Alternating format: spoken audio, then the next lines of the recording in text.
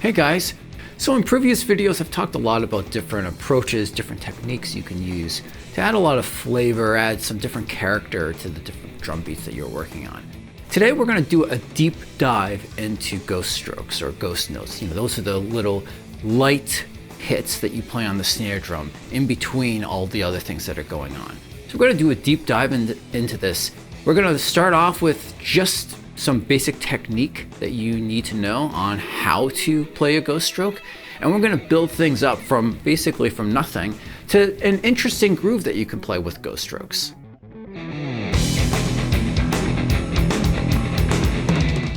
So as I mentioned, before we get into any real beats, we do have to talk a little bit about technique, a little bit about what our approach is going to be. So first, let's go over what a normal beat is before we get to the ghost stroke stuff.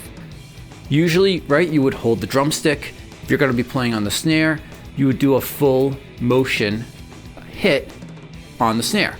That's as opposed to if you're hitting really hard for an accented note. So here, a ghost stroke is a much lighter hit. Some people would say that a ghost stroke should be, felt, not heard. And that's just really a way of it kind of being something that's really pulled back. So what does it feel like? What does it sound like? What does it look like when you do a ghost stroke versus a normal hit? That's going to be the first exercise that we look at. But before we get to that first exercise, let's just take a basic look at some normal hits, some normal strokes, and then some ghost strokes.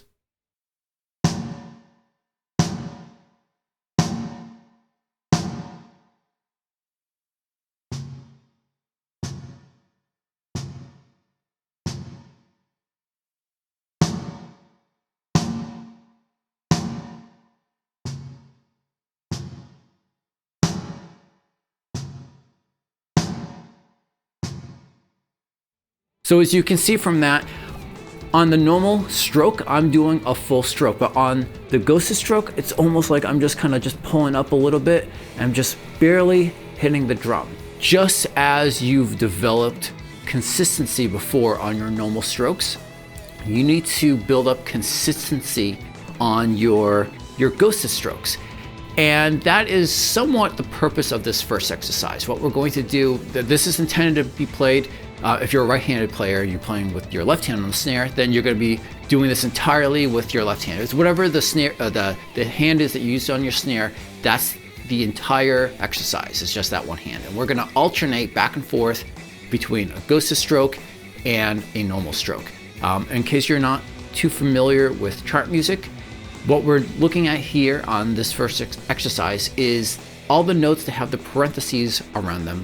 Those are the ghosted stroke. So it's going to start with the ghosted stroke and then a normal stroke and back and forth. This is something it's not meant for you to just play through a couple measures and then be done. This is something where if you're just starting off, that you're going to possibly have to work on this, several times a day, many days, to kind of really build up the feel of it. For purposes of this video, we're going to go through this a few different times, different tempos, just so you can hear and visually see what it's going to look like.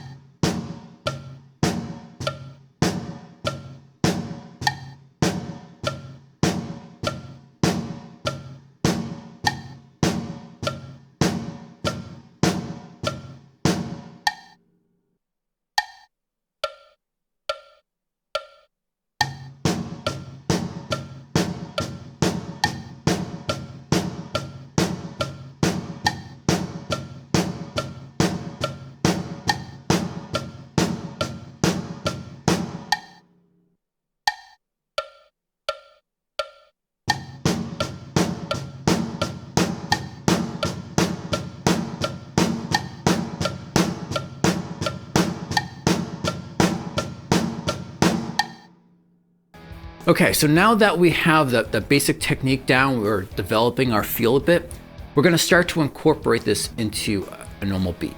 Now, this is where independence of your limbs, this is where this really starts to come into play. As you'll see, I am doing a ghosted stroke on beats 1 and 3, and then a normal stroke on beats 2 and 4. So where will you possibly run into some problems? Well, for one, you need to make sure that you're not accidentally playing light on the bass drum when you're also playing light on the snare, right? I have the bass drum on 1 and 3 with the ghosted strokes. It should be a full stroked, a full hit on the bass drum, but then that light hit on the snare. And similarly, when you're playing on the hi-hat, you want to make sure you have consistent strength hits on the hi-hat, regardless of whether you're playing a ghosted stroke on the snare or a normal hit on the snare.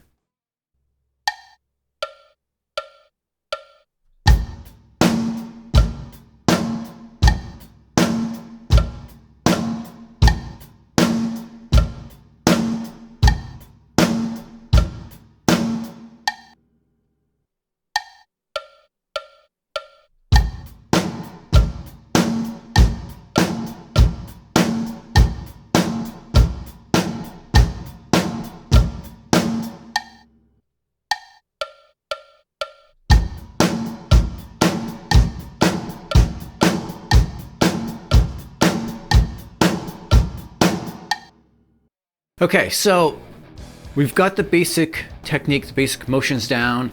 We're starting to build up our independence, but we're not really doing anything interesting with this yet. And that's where this third exercise is going to come into play. What we're going to do is we're going to start to shift those ghosted strokes to kind of upbeats or to the off 16th notes, you know, so like the E's or the Ahs.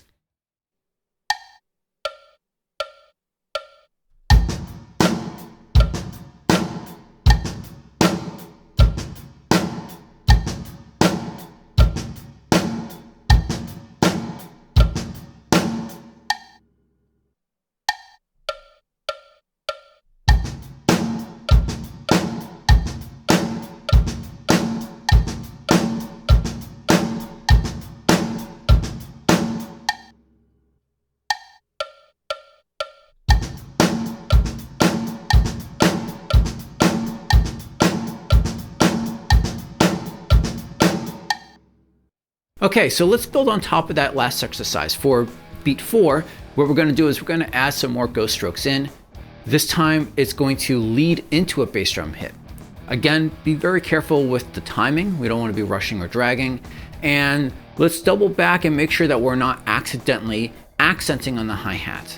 You know, you can always choose to purposely add accents later, but first you have to develop your independence and develop your skill so that you aren't adding in accents where you don't want them. Otherwise, you know, you can't choose to take them out.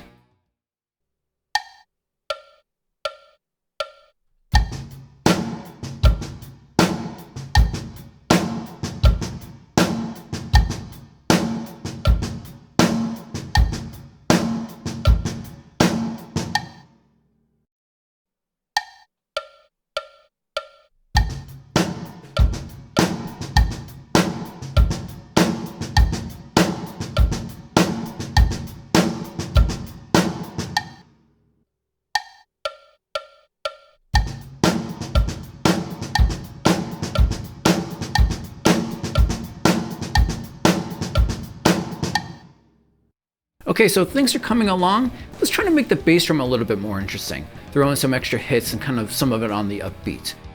You might find that going from kind of an offbeat ghost stroke on the snare to an offbeat 16th note, maybe that throws you a little bit for a loop. If so, just slow everything way down and develop your comfort level and your sense of feel at that much slower tempo. As you get comfortable there, the tempo, the speed will come to you naturally.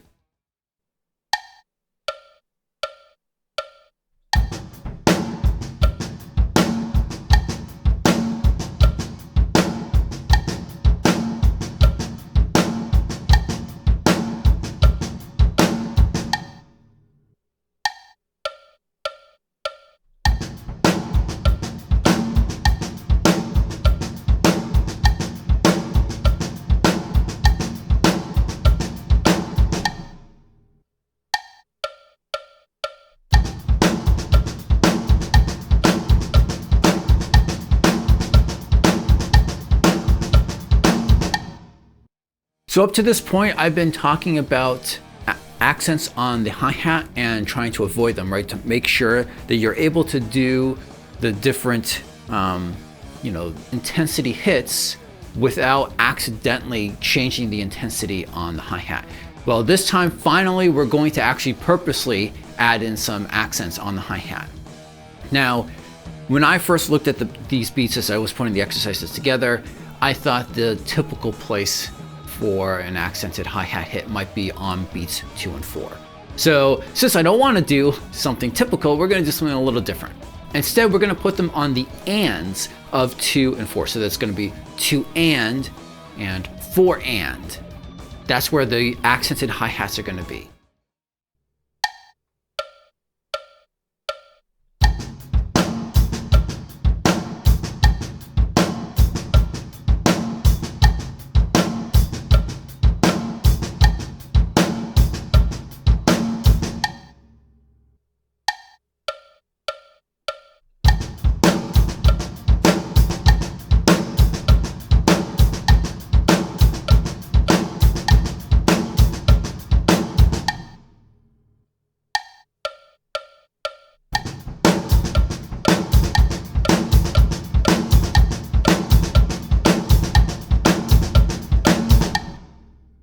So I hope you guys enjoyed that. Just remember that some of the technique building exercises towards the beginning of the video, that's something for you to build up over time. So don't worry if you spend 2 minutes on it and you don't have it down quite yet. Spend several days, weeks if you need. Eventually it'll just click and you're gonna have that technique available to you. And then you can start working through all these exercises, and once you've gone through these all, just experiment, see where you can take things from there. I am putting out other videos like this, other lesson videos and reviews on cymbals and sticks and, techniques for recording and play along videos, all sorts of good stuff. So if you don't want to miss out, then don't forget to subscribe. Until next time, peace.